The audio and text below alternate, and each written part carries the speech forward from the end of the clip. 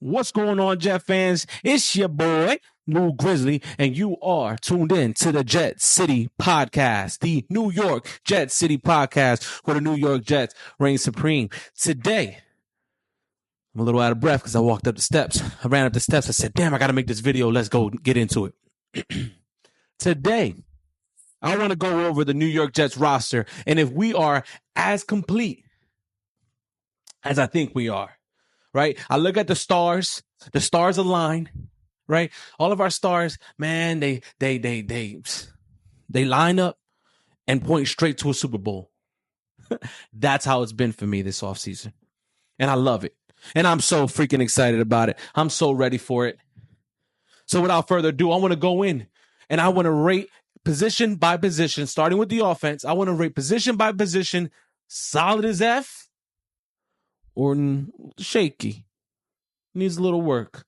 Depending, I don't know what the word is going to be yet. Shaky or a little bit of work. We'll find out. But I want to start off with these mother quarterbacks, baby. Let's do it. This room right here is solid as F. Without a doubt. You got Aaron Rodgers. Yes, he's coming back from an injury, but he's coming back. You got Tyrod Taylor, electrifying quarterback. Probably the best backup in the NFL. So solid there. Something that we didn't have last year. Something we do have this year. Lovely. And you got Jordan Travis. Right? That's your 1, 2, 3. Jordan Travis is only in case of an emergency. Right? And this year, the New York Jets are going to stay healthy. This is the year of the New York Jets, baby. And we are going to stay healthy. No ifs, ands, or buts. Aaron Rodgers coming out the shotgun, dishing it. Quick passes. Elite level pass blocking.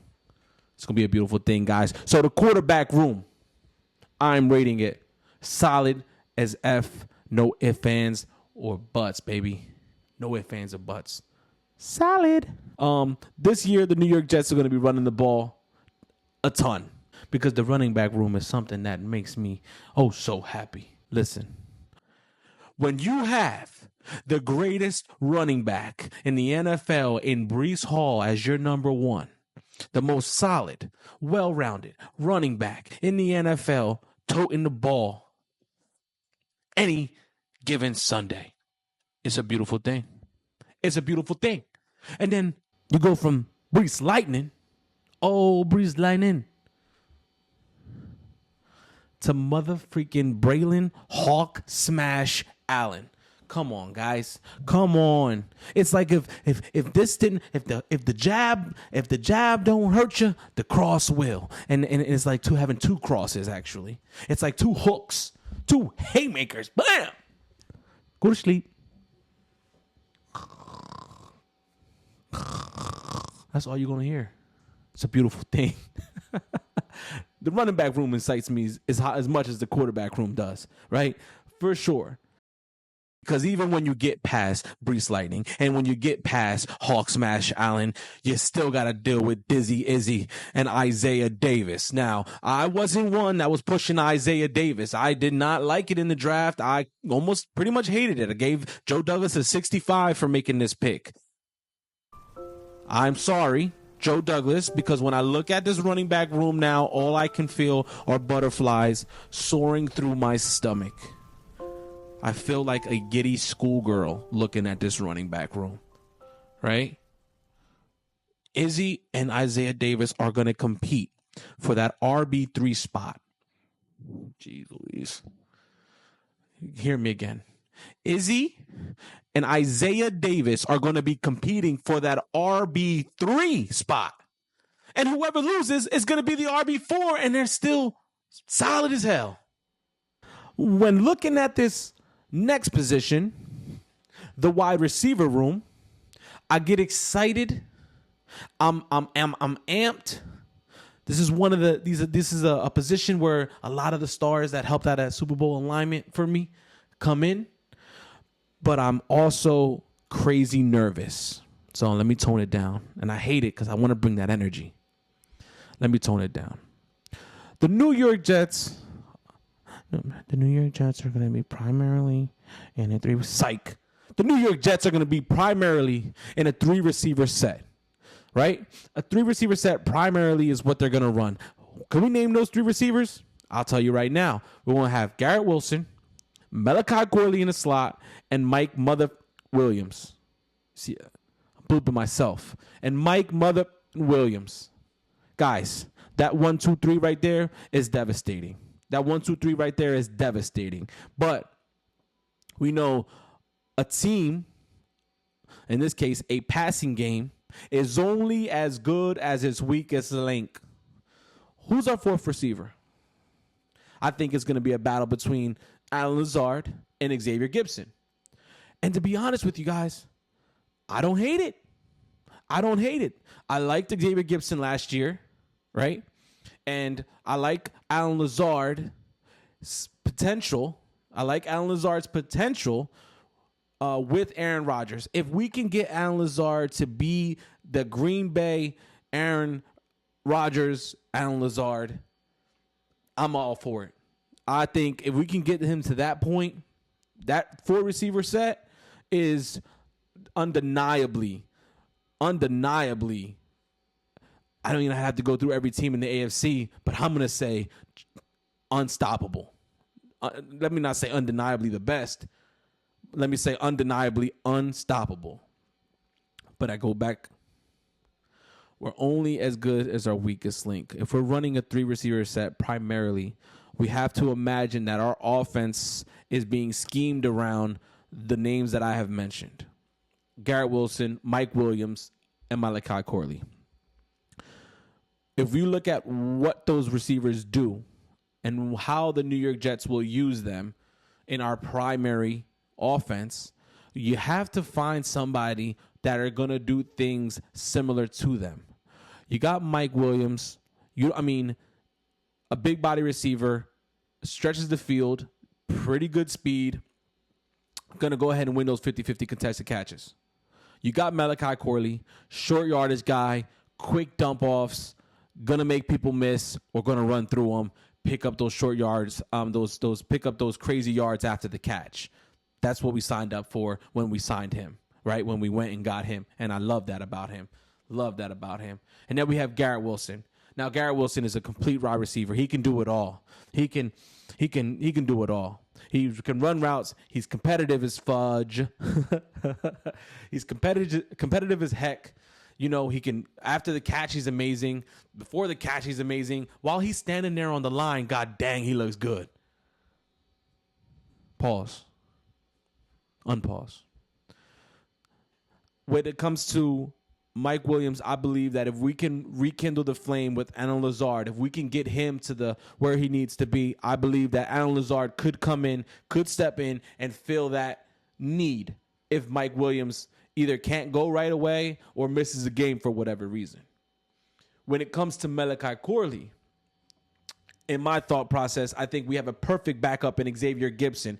Reason being, Xavier Gibson's already been used as that gadget guy. He's already been in that position that Malachi Corley is going to step into. And if I'm being honest, I do believe Xavier Gibson still competes, still takes reps from Malachi Corley, even though the New York Jets use capital on Malachi Corley. Even though. Because I think Xavier Gibson showed us glimpses of what he's capable of, and the New York Jets are excited about it. So I see that. That backup right there is Gibson backing up Corley. And a check. So far we're check, right? Garrett Wilson.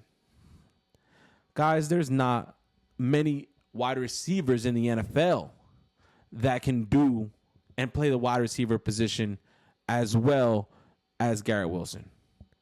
So to find one on this team currently is a stretch, and you're asking for a lot. But I have a guy. I got a guy for that. I got a guy we could call. Here we go. He's a good route runner. He's been somebody who's been looked at as a number 1 receiver on his offense. So he's used to that kind of pressure. He's a veteran. Somebody that we won't have to commit a long-term contract to. Somebody that even if we did sign him right now, going through OTAs, training camp, in the preseason, we're not committing to keeping him on this team if he's not playing up to par. right? Somebody who is tough and gritty and competitive. And I believe, and based on what this person has said, still has a lot left and in the tank and a true love for football. Oh my gosh. I'm a little nervous. I'm talking to myself in my Jets cave here, and I'm nervous to say the guy's name because I feel like Jet fans are going to punch me through this TV. The last clue is he's played in New York. Not for the Jets. I'm talking about my man Sterling Shepard.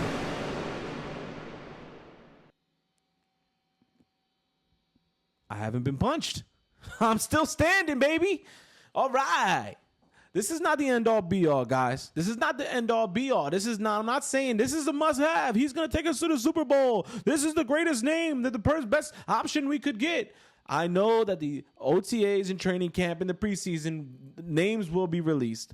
People will become available that fit those criteria that I'm talking about. I'm looking at the free agency right now, as it is currently, right? I like DJ Chark.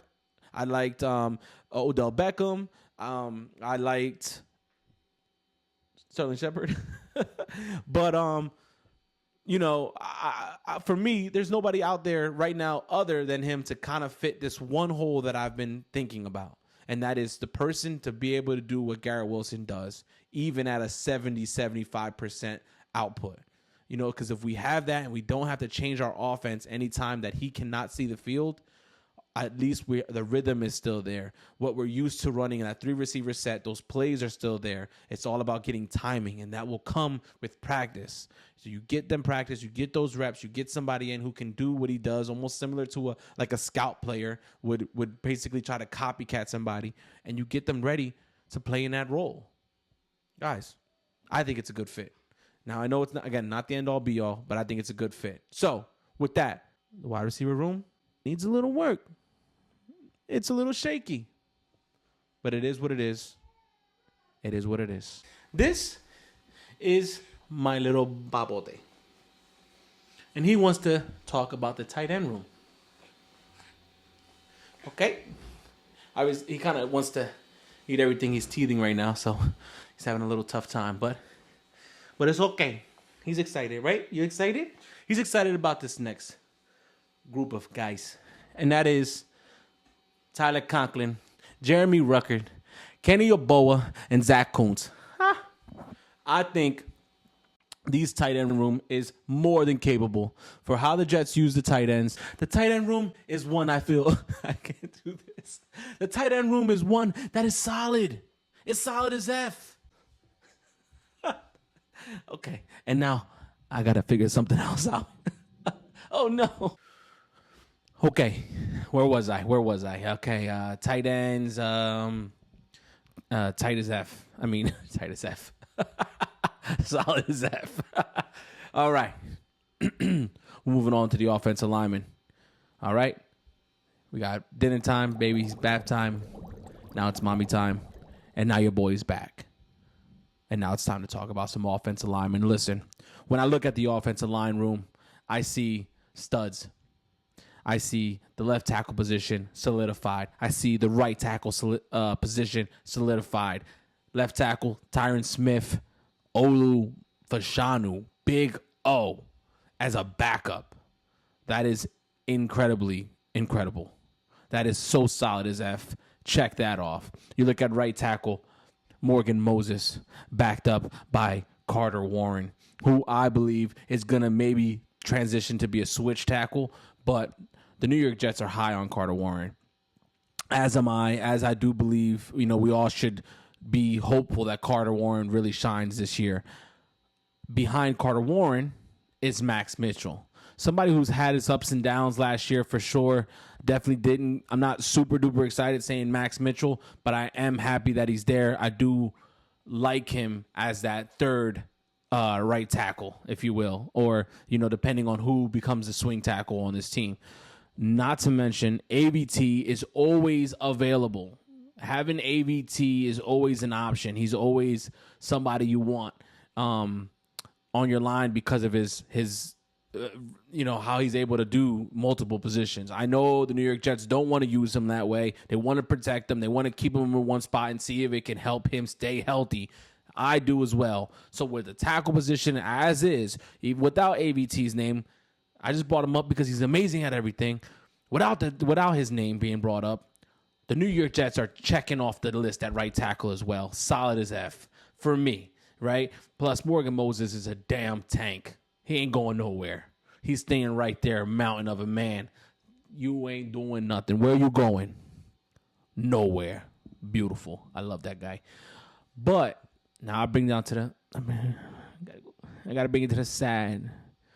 This sad part of this video, and that is the guards and centers. Right? Our starting guard is in John Simpson, Tippmann, and AVT. Love it on paper. I do know that there's weaknesses to this, and that's AVT's inability to stay healthy. Tippmann is showed really good signs of being a good center in this league, so I'm excited. I'm not quite yet getting mangled vibes, but I do love this guy, and I'm excited for him and his future. And then you got Simpson, the rugged, the rough, the tough, the nasty one. He is going to excel at running the ball, at run blocking. That's his thing, right? Maybe not so great at pass blocking, which can kind of worry me a little bit, but he's a good guard. And for that, I'm excited, right? But one of his aspects of his game is lacking a little bit, and we'll have to see how that plays out. Behind these guys is Schweitzer. Other than Schweitzer, there's not a guy on this team. Looking through the depth chart, there's not a guy on this team that really excites me. And that's an unfortunate truth. I love this offensive line, but we're going to have to figure something out. Okay? It can't just be Schweitzer. It can't just be him. And right now, he's the only one that's actually, for me, worth keeping around on the offensive line. I know players will become available. The New York Jets will move pieces around. They'll try to find a solid combination to work on this offensive line. Why try to find anything when there's people out there that are going to fill the needs that you have, right? Two players that I think are a must sign for the New York Jets at this point, and I'll tell you why, because I'm rating the guard as shaky, needs some help. Two players that I feel need to be signed are Dalton Risner and Connor McGovern. Now, Connor McGovern, obviously, that's a throwaway. Everybody knows Connor McGovern should be coming back as a center. Everybody knows that. There's no ifs, ands, or buts. There's no questions. He knows the system. Familiar with Tippmann. Let's go. Easy money. Dalton Risner is somebody that you might scratch your head about. You might not even be familiar with him. You should be. He's a hell of a pass blocker at the guard position. That means if Simpson does falter in any which way as far as the guard pass blocking goes, that Dalton Risner is there. Do I think Dalton Risner will accept a backup role? I think that might be the only issue we have with signing him. He'll probably get a prove it contract again. I don't know why. He's like a journeyman guard right now, but for me, he's a solid option. He can pass block. He's a strong pass blocker. You want to protect Aaron Rodgers? Put in pass blockers. Yeah, it's going to maybe affect the run game slightly because he's not the best run blocker. But at the end of the day, you got Tyron Smith next to him. You got Tippmann to the right. We will move some mountains. We will move people around. All right, that's for sure. And if not, let them try to tackle this damn stable of monsters that we carry in this run game. Come on, they're not stopping us. Plain and simple. And that's the gist of it, guys. That's the gist of it. The New York Jets offensively are 3 players away. 3 players away from being an absolute check plus offense across the board. Now, I know that things will come up throughout the off season, the training camp and preseason and OTAs. Players will become available. This roster is going to change a lot. So go ahead and let me know how you're feeling. What's your opinion? And I'll love to get back to you, man. I would absolutely love to get back to you. So you guys know what it is. It's JETS, Jets. I'm your boy, Louis out.